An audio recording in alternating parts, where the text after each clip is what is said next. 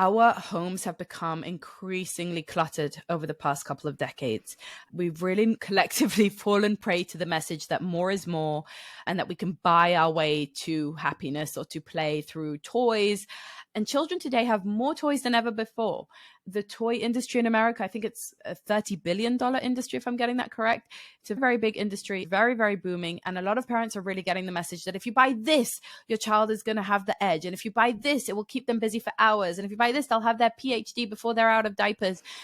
And it's just not true. Kids can play with a stick and a stone and make their own little toys. And those are often the toys that they play with for the longest and in the most engaged way. It's called the IKEA effect, by the way. When someone builds something, they love it the most and they value it at a higher price. That's Dan Ariely research. So the idea that more is wrong, but it's not just incorrect, it's also very counterproductive. When children have too much stuff, and this also includes too much stuff in their schedule, but literally physically too many toys is actually counterproductive because it's very distracting and it doesn't actually allow them the space and the minimalism and the clarity to sink into their imagination, which is the point of play. Right? The point of play is not the toy. The toy doesn't equal the play. It's just a tool. So if you think about anything that you use tools for, like cooking or doing your work, you need some tools, sure. Yes, you need your computer. But if you come to your desk and you have 7 computers, that doesn't make you do more work or better work or longer work. It just overwhelms you and it actually really distracts you from the work that you're doing. And that's what we're doing to our kids when we overload them with toys. We're overstimulating them and we're actually blocking the play. Yeah, this makes so much sense to me. We both know about Kim Payne. He came on the podcast like number 80 something way back when. And I read Simplicity Parenting when my daughter was 2. And I like had this moment where I decluttered her toys. I put a bunch of things like away in the closet and like took away like 75% of the toys in her room. And I remember walking home from school with her and being super scared and just, oh my God, she's going to freak out. She's highly sensitive.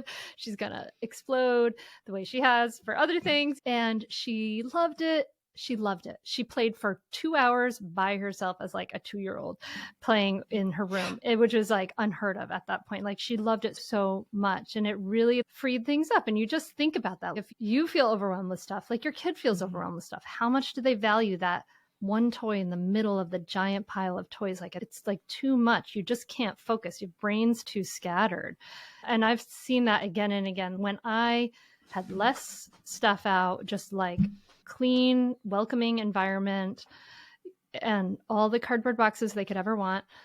They played for so long, especially on the screen-free Sundays. That was like always the major creative play day. Exactly. Because then you're really creating that environment. I have heard and witnessed a variation on that story from so many people. I'm so scared that they're going to be so mad. I remember decluttering someone's basement with her. She had more toys than I've ever seen. I literally couldn't see the floor. We took bags and bags to donation. And she was like, my kids are going to be so mad. And they came in and the first thing they did was squeal in delight and say, you found my train set. Like suddenly they could see the train set. Yeah. This is a key thing. It's such an easy thing to do is buy less. Cool. Awesome. And donate the things that aren't being played with. Free it up. We know that kids' focus works differently than adults' focus in that they absorb more, but they have less hierarchy. So they can't tell what's important and what isn't. In other words, they could focus on a crack on the floor as much as, let's say, the table that's laid for dinner. Like, they don't notice what the key focal point is in a room. So that's why I always advocate for kindergartens and that kind of thing to be a lot more simplified. It's very overwhelming. All those posters on the wall, all the art everywhere, all the primary colors that scream at you.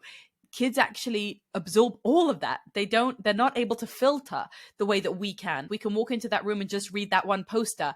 But for them, their eyes are going to be darting around everywhere. I teach people to really use their home, use design and interior design, just arranging your space in a way that directs the type of play you'd like to see. That's why I teach people to really establish zones, like a messy zone, an imagination zone, a movement zone, because then you know what the purpose of this place is. You know what you're supposed to do.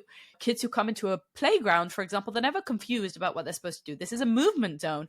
The objects speak to that, right? I encourage you to look at your home like you're a curator of a kids' play space, right? There shouldn't be too many things. They should be grouped according to category and according to the type of play that they support.